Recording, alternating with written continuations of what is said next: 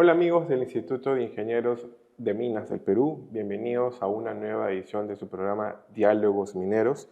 En esta ocasión nos acompaña un gran invitado. Nos encontramos con Luis Miguel Castilla, director de Vidensa Instituto y asimismo exministro del MEF. ¿Qué tal, doctor Castilla? ¿Cómo está? ¿Qué tal, Gonzalo? Gracias por la conversación. Doctor Castilla, primero quisiéramos conversar con usted lo siguiente. ¿Qué le dejó este mensaje presidencial de la presidenta Boluarte? ¿Cuál es, digamos, un balance? A ver, si uno quita las partes de forma, que fue la excesiva duración y el listado de muchísimas obras, proyectos, partiendo por lo positivo, creo que este gobierno ya no le tiene complejo a promover la inversión privada. Creo que eso es un aspecto importante y dentro de la inversión privada, la infraestructura y la minería. Entonces, a diferencia de otros gobiernos donde hacer una promoción explícita del sector minero era políticamente incorrecto, este gobierno pues ya no hace eso y me parece eso bienvenido. En el caso de infraestructura, sí hay una apuesta clara por impulsar las asociaciones público-privadas, confirmada por la buena trayectoria de Proinversión, que ha estado licitando nuevas obras y creo que eso es positivo, luego un largo letargo donde esa entidad está básicamente paralizada en su accionar. Si uno sale fuera de ello, lamentablemente es un listado enorme de obras, cierta desconexión con lo que el Perú siente respecto al escaso avance de su gestión y un trato un tanto superficial en temas centrales como la minería ilegal y su avance en el país. Los temas de inseguridad que nos afectan tuvieron también un tratamiento relativamente marginal y ciertas propuestas que les ha sacado de alguna forma de forma improvisada, quizás como la creación de un nuevo ministerio de infraestructura y otras medidas más que se han ido diluyendo por la cantidad de anuncios realizados. Entonces, creo que cumple con haber informado al país, pero me queda más la duración, me queda más proyectar un gobierno que piensa que tiene pues, por delante 5 años, cuando es un gobierno que ya está pasada, digamos, ya su pico de tiempo para hacer, para hacer avanzar con políticas y que muestra cierta desconexión de la realidad nacional y la percepción de que está un tanto estancado y percibido como un gobierno pues, ineficiente en general. Doctor, justamente la presidenta Boluarte sobre justamente el sector minero dijo que la minería es el motor, ¿no? Que puede dar un impulso. ¿Usted ve señales en este gobierno de que haya ello, digamos, hay de repente, qué es lo que ve usted como es ministro? Mire, yo creo que el gobierno efectivamente está haciendo un avance. De hecho, si uno ve dentro del gobierno hay una oficina especializada que hace seguimiento a la inversión. Tiene una cartera para este año para destrabar 2.100 millones de dólares de proyectos y ha tenido un avance notorio que al primer semestre del año, perdón, tiene un avance de más o menos del 25% y ha acelerado viabilizando proyectos que han enfrentado mucha carga regulatoria, plazos que no se cumplen y ha habido un acompañamiento en la aprobación de estudios de impacto ambiental, proyectos básicamente de ampliación. Entonces yo creo que en ese lado sí hay algunos resultados que mostrar. Lo segundo es que esta reorganización de la tramitología, una optimización de procesos a través de la ventanilla única digital, que fue anunciado ya hace tiempo por el premier anterior en el Perumín, ha ido avanzando, quizá un poco lento para, digamos, la oportunidad que tiene ese sector. Ha habido cierto avance ahí. Y ha habido un énfasis muy importante de anunciar el apoyo al proyecto Tía María, que creo que es el principal anuncio en el sector minero, porque es un proyecto que se entrampó por temas políticos, habiendo cumplido todos los requisitos. Entonces creo que la pepa, como se dice, más importante ha sido el apoyo decidido del gobierno ante un proyecto que puede desatar otros proyectos que están paralizados y constituirse una especie de shock psicológico de destrabar otros proyectos. Solo en Arequipa podrían destrabarse 4 proyectos adicionales por un monto cercano a los 5.000 millones de dólares solo en esa región.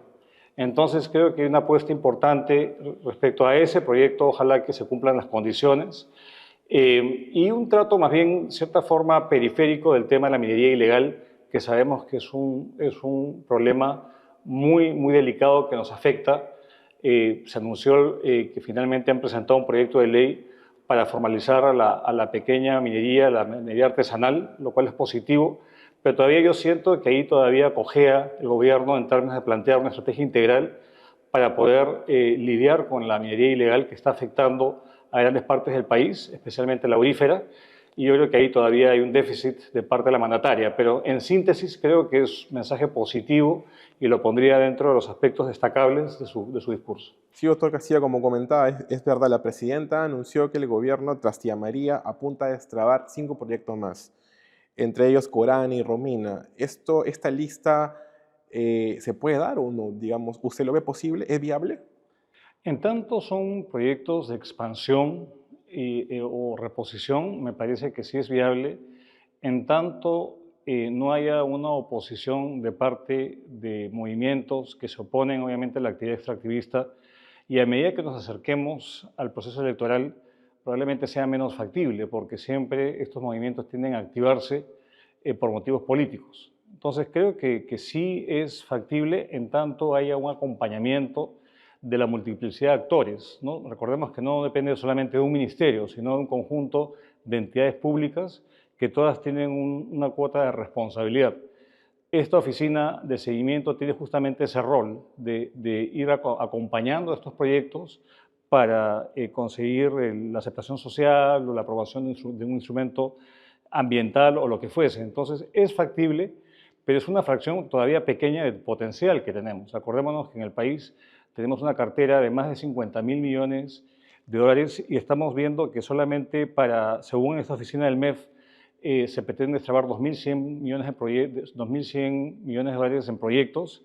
Según la presidenta, serían 5 proyectos que entrarían en construcción por un monto similar, pero todavía es una fracción relativamente pequeña del potencial que tenemos. Entonces, es factible en tanto haya voluntad política y haya diligencia en la gestión de entidades públicas para hacerlos viables. De acuerdo. Y ahora, ustedes como Instituto en Videnza estiman, aparte de estos proyectos, quizá en los próximos 2, 3 años, ¿hay unos que sí puedan darse en todo caso, doctor Castillo? Mire, yo creo que sí, a ver, no tenemos la bola de cristal porque mucho va a depender de la política. Si uno ve las pérdidas de competitividad del país han sido por un deficiente manejo de los conflictos sociales, por un lado, y por el otro, el hecho de que tengamos una carga regulatoria significativa, que le ha quitado competitividad al Perú en términos mineros. Entonces, en tanto esos dos factores continúen avanzando, es factible que se puedan poner en valor esos proyectos. Nosotros hemos hecho cálculos en Videnza que de ponerse en valor los siguientes 5 años, la mitad de esa cartera, vale decir 30.000 millones de dólares en los siguientes 5 o 7 años, estaríamos incrementando el crecimiento de la economía en 2 puntos porcentuales de manera permanente.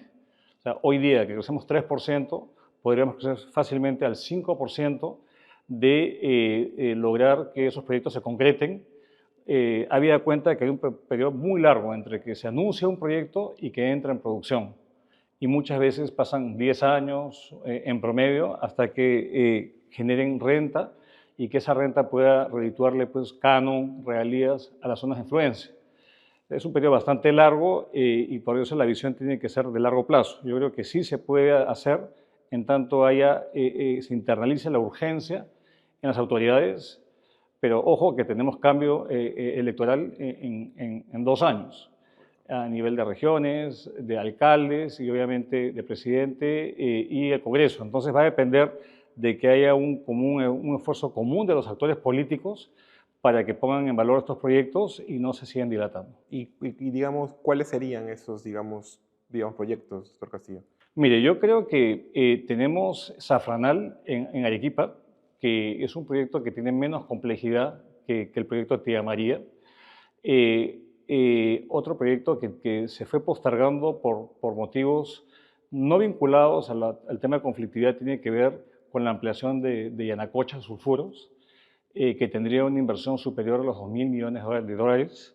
Y hay otros proyectos, según lo que el propio MEF ha anunciado, ¿no?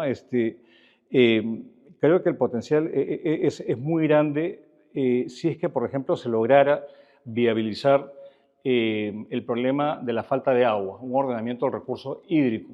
Uno podría ver inversiones adicionales en la zona de influencia de Cajamarca. Tenemos varios proyectos ahí importantes.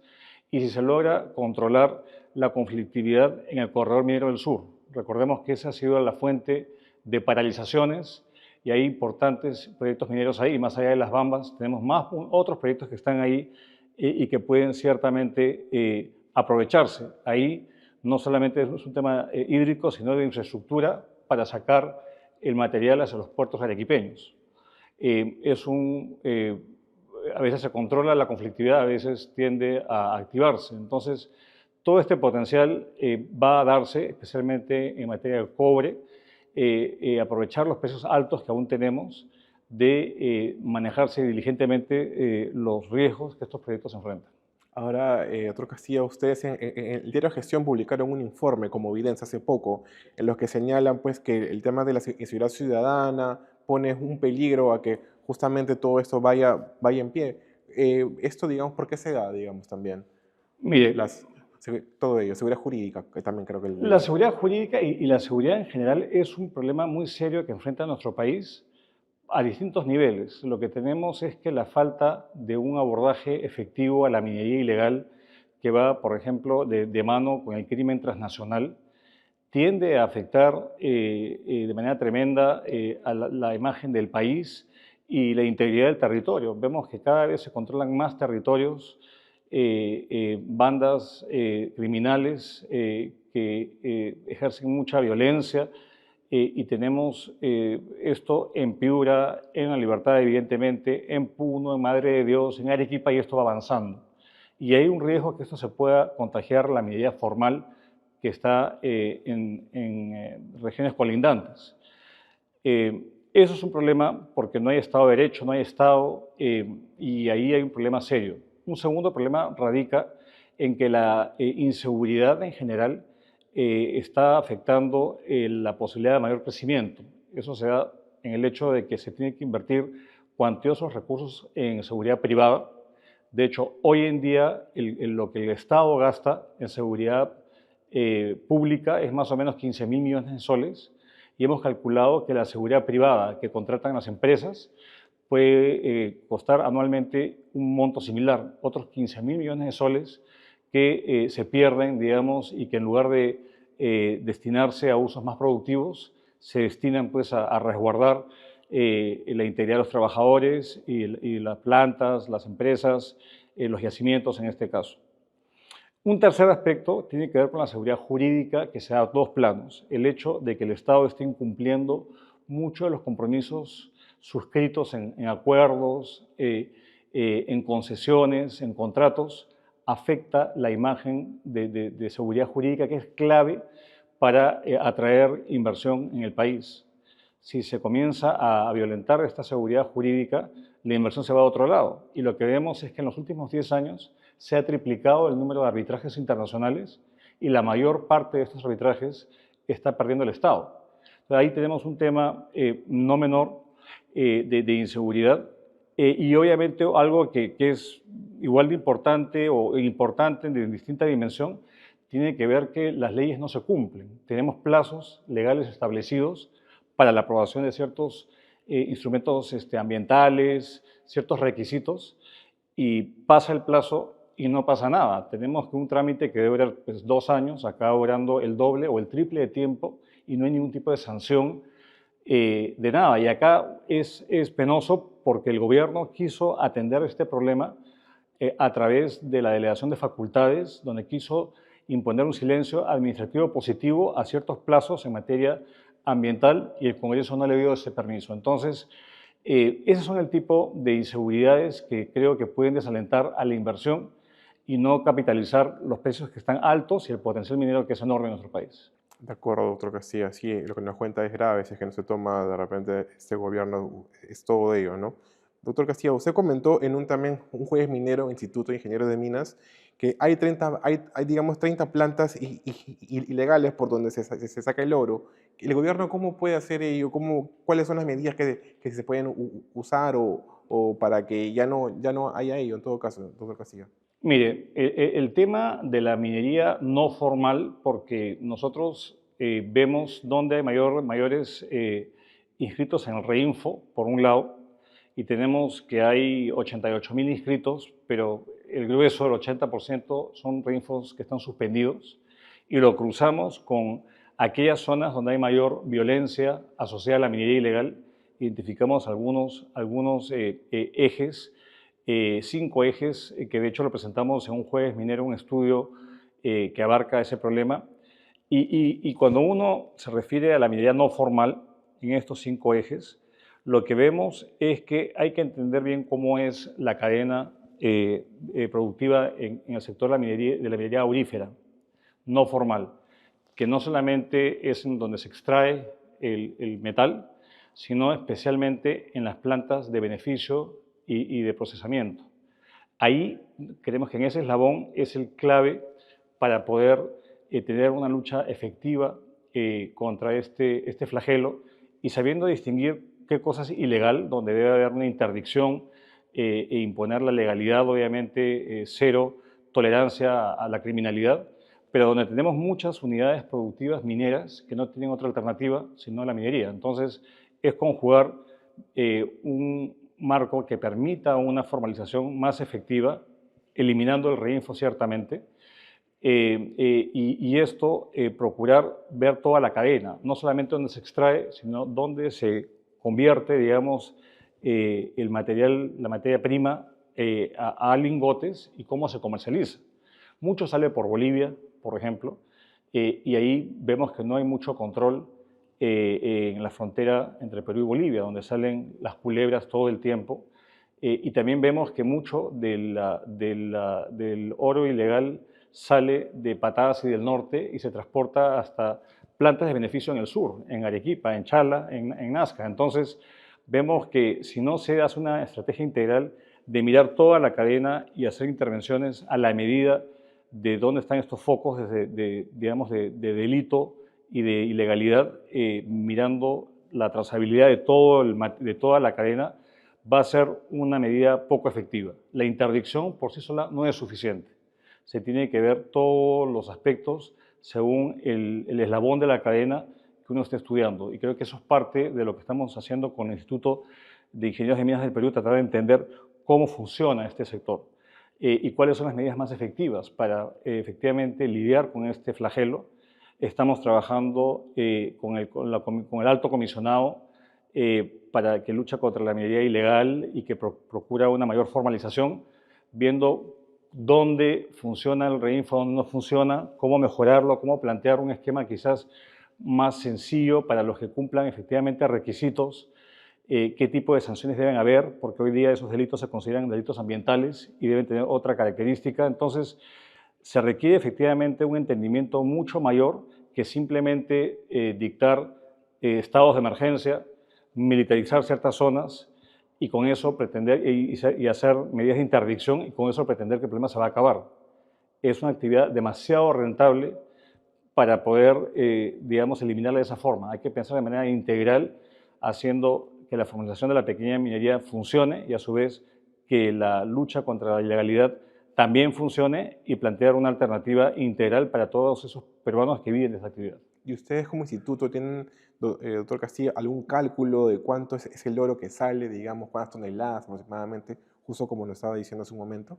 Mire, el cálculo lo hemos sacado de nuestros amigos del IPE, que calculan que son montos similares o casi similares a lo que sale de la minería formal.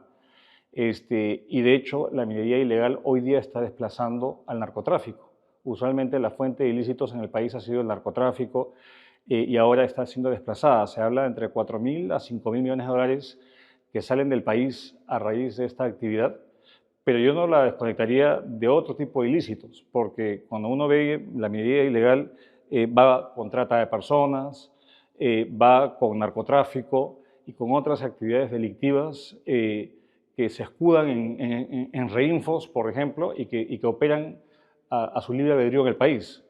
Entonces, lamentablemente se está perdiendo el control del territorio y eso es un problema muy, muy serio que lo hemos visto en otros países como Colombia, donde hay zonas liberadas, digamos, del Estado, y eso no puede ocurrir pues, en nuestro país.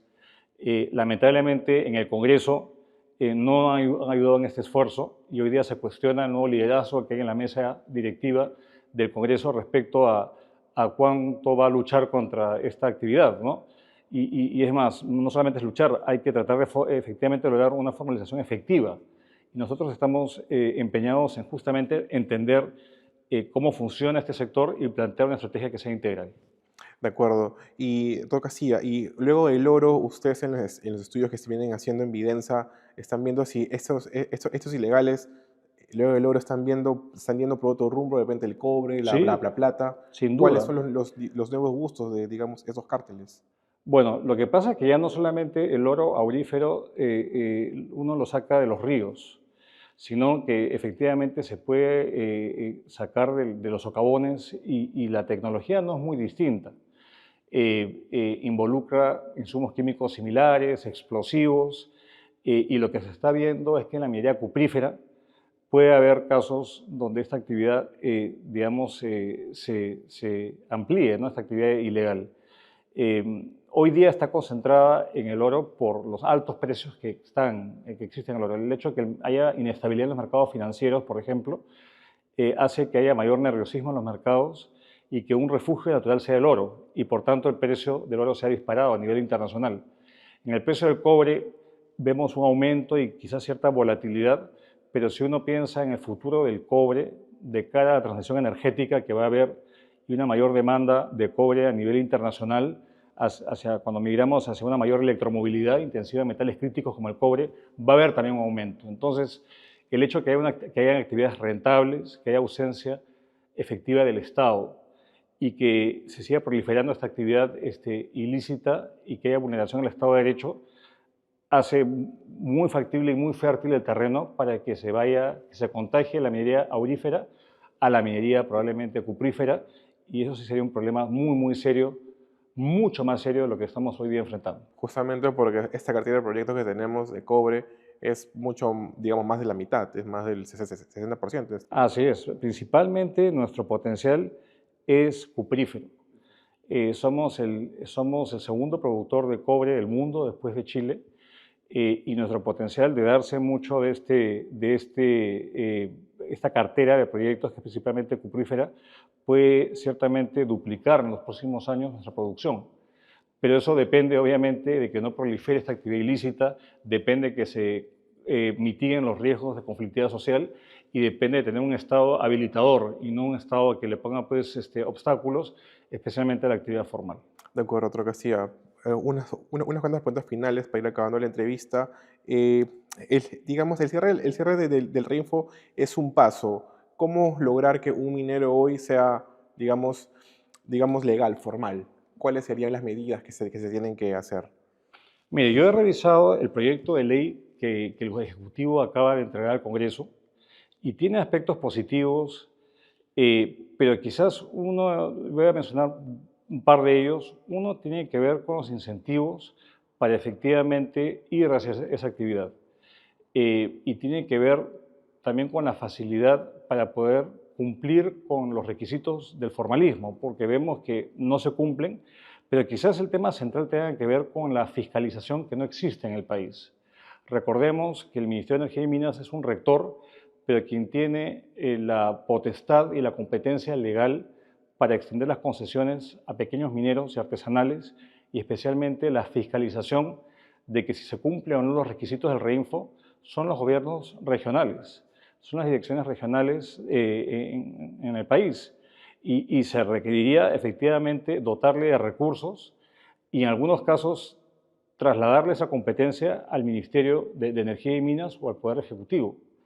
Lo que vemos ahora, y ocurre también en lo que es la tala ilegal en los bosques, es que esa actividad, al estar descentralizada, es mucho más fácil capturarla por parte de bandas criminales y aducen falta de presupuesto, pero también hay falta de voluntad. un aspecto importante dentro del proyecto de ley que ha planteado el Ejecutivo es que 10%, si no me equivoco, 10% de los recursos del canon y regalías puedan ser utilizados para este tipo de actividades de fiscalización, para efectivamente tener pues, mayor unidades productivas que sean formales. Y acá un símil, Gonzalo, que es importante. Cuando el Perú transitó por la erradicación de la droga, del narcotráfico, en la selva alta, principalmente hubo una alternativa que era el desarrollo de cultivos nuevos, como el cacao, como el café, pero se prestaba esa zona geográficamente para esa alternativa. En el caso de la minería, por su propia condición, no hay mucha alternativa adicional productiva en esas zonas del país, porque son agrestes, son difíciles de acceder. Entonces, lo que resta es justamente propiciar que haya una minería que respete los derechos de los trabajadores, que sea consciente de su impacto ambiental y que cumpla la ley. Entonces, yo creo que sí es compatible tener una minería pequeña y artesanal formal, distinta de la ilegal, porque hoy día la línea es muy tenue entre ambas clasificaciones, y que aporte actividad económica para las personas que viven de esta actividad. Nosotros en Vivenza hemos incluso hecho estudios que muestran que hay cambios en los flujos migratorios. Tenemos poblaciones íntegras que están yendo hacia zonas en Arequipa, en Madre de Dios y en Puno, buscando oportunidades que da esa actividad ilícita. Entonces, creemos que formalizar no es fácil, no se trata solamente de interdicción, sino de proveer alternativas a las personas que están trabajando en esta actividad y que dependen de esa actividad, y tener un proceso de formalización que conjugue palo y zanahoria. Incentivos está bien, pero también de que si es que no se cumple la ley y se utiliza como un escudo de legalidad para cometerse una actividad delictiva, pues que se cumpla la ley, cosa que lamentablemente no está ocurriendo en el país. De acuerdo, doctor Castillo. Para cerrar la entrevista, le quisiera preguntar qué medidas puede tomar el gobierno en un plazo corto para que salgan, digamos más proyectos. ¿Cuáles serían los 3 puntos, digamos, más importantes para usted? Mire, yo creo que un punto central tiene que ver de continuar con mayor celeridad la simplificación administrativa, y esto se debe dar porque son muchas opiniones divergentes muchas veces, y puede que haya voluntad política al más alto nivel, pero si uno va a los mandos medios, ahí se comienza a entrampar. Por eso la necesidad de equipos de seguimiento para que le hagan monitoreo y que cumplan sus funciones. Primer tema. Lo segundo, creo yo, es que tenemos que asegurar que la conflictividad social sea mitigada. Y si, por ejemplo, tenemos que en el caso de Tía María, la excusa para no avanzar con ese proyecto fue la falta de agua, el hecho de que hoy día tengamos un proyecto de un reservorio de agua que pueda irrigar 11.000 hectáreas en las áreas de influencia del Valle del Tambo, eso va a permitir que la actividad agrícola se desarrolle, que el agua para el consumo humano también se desarrolle, y que se provea el agua que requiere la actividad minera. Entonces, se puede ir hacia una situación de menos conflictos sociales, de agua sí, y oro también, o cobre también, si es que se logra compatibilizar estos conflictos en torno a ciertas banderas, como puede ser la falta de recurso hídrico, la competencia por recurso hídrico. Y lo tercero, y muy importante, tiene que ver que para que haya una aceptación social de parte de la población, tenemos que las ingentes cantidades de recursos utilizadas, transferidas, a los gobiernos regionales y municipales, por concepto de canon, etcétera, sean bien utilizadas. Es vergonzoso que al día de hoy tengamos este divorcio entre la asignación de recursos y el cierre de brechas. El caso más emblemático es, si uno ve la realidad del distrito minero más rico del país, que es Yarabamba, en Arequipa, que recibe recursos de Cerro Verde. Es una jurisdicción que tiene muchos recursos per cápita, que tiene un magnífico estudio municipal, casi parecido al de las Olimpiadas para algunas modalidades, pero no tiene agua potable las 24 horas al día. Entonces, estas contradicciones lo que son insostenibles, y provoca esta sensación de rechazo a la actividad minera cuando es responsabilidad del Estado que no tiene la capacidad de cerrar sus brechas. Y en este sentido, el sector privado puede ayudar y debe ayudar a trabajar con el sector público a través de modalidades como obras por impuestos, proyectos en activos, ayudar también en lo que las PMOs que se están gestando al interior de las entidades públicas para gestionar proyectos, para que estos culminen y tengan impacto. Entonces, creo que de darse avance en todos estos planos, podemos ciertamente consolidarnos como un productor minero de importancia aún más de la que tenemos y aportar a un crecimiento mayor del país y, consiguientemente, a acelerar la reducción de la pobreza y aumentar el bienestar de los peruanos. Doctor Castilla, muchas gracias. Le dejo un minuto para un mensaje final. No, yo quisiera agradecer al Instituto de Ingenieros de Minas del Perú por este espacio. Los invito a que puedan escuchar estos diálogos mineros que son muy importantes, donde vamos a hablar de estos temas que son de importancia capital para el desarrollo del país y a seguir apoyando estos esfuerzos de diálogo entre distintos expertos y no expertos en temas que son cruciales para el desarrollo del país.